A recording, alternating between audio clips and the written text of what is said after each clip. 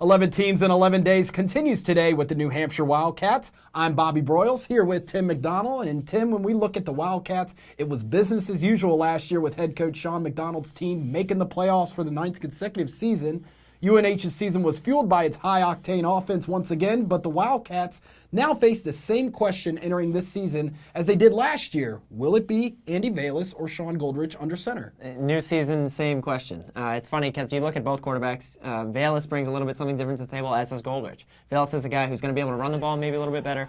Goldrich is a guy who's going to step up in the pocket, maybe have been a little bit more of a pure passer. This Wildcat offense, it's funny because it is a different year, but the same question.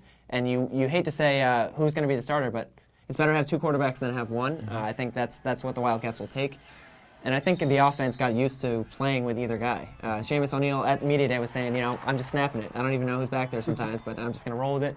SOS Express, a lot of teams don't realize this is the running team, the running offense of New Hampshire. Last year, over 200 yards. Everyone returns. Everyone in the backfield returns. Also watch out for Dalton Cross and SOS Express, Nico Soretti, Jimmy Owens, Chris Eddian. Each guy brings something different. Wildcats, rushing-wise, last year surprised a lot of people.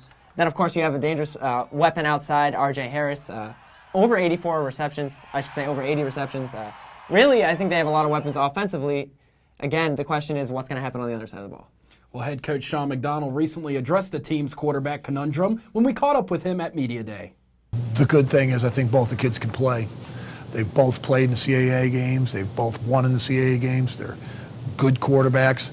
The unfortunate thing is that one of them is going to probably have to sit. We fiddled last year with playing two at one time and doing some different things and splitting it. We won, but I'm a big believer that that I think it should be one guy. And the competition was, again, extremely close coming out of spring ball. And each brings something to the team different. Each is good enough for us to win. We weren't able to make a decision. So we're going to go through camp. We're going to try to figure this out. Now, I wouldn't count out playing both of them in one game because that could happen. But at the same time, one of those guys has to step up and separate himself from the other guy. The good thing is if something happens, I think there's another guy, whether it's Sean or Andy or Sean, that can come in and they can play. On the defensive side, New Hampshire loses some noteworthy names in Matt Evans, Alan Busby, and then, of course, Jared Smith, who was drafted by the Seahawks this past April. This defense really struggled at times down the stretch last season, giving up some huge numbers. But one name that does stand out for UNH is preseason all-conference selection, Manny Assam. And Manny Assam, he's a kid who really started his UNH career on offense. He was going to be a receiver. Then they switched him his sophomore year to defense. And he really turned into a guy who I think surprised the coaching staff in terms of his leadership abilities. He was named the captain this year. And Manny Assam, he's the engine that makes this defense go. Like you said, Matt Evans, he's gone. Alan Busby, he's gone. Busby was almost as great as a compliment as Evans was for that defense. A lot of people don't realize that. Defensively, there's going to be a lot of guys needing to step up on this Wildcat team. You look at Casey DeAndre, Akeel Anderson, Hayden Knudsen, some really young guys who I think the staff is really excited about. But again, it's that experience factor and how's that defense going to play. Up front, the question is, there's really not a lot of guys. There's Cody Mueller.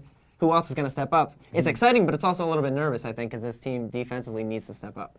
Well, let's hear from Coach McDonald again. Here he is talking about how he'll address the holes on his defense. We got a lot of strides to make on the defensive side of the ball, and it's going to be tough replacing Matty Evans. Again, sort of like with Santos, when guys like that leave the program, you don't replace them. You hope to get somebody that come in and, get close to what they're doing. We have 3 or 4 different kids at the linebacker position: Akeel Anderson, Shane McNeely, Devon Gillette, Ryan, for a bunch of different guys that have played the position. And I think they're all talented, but again, we put them in the hot water for the first time. Like a tea bag, going to see how they taste once they get through it all.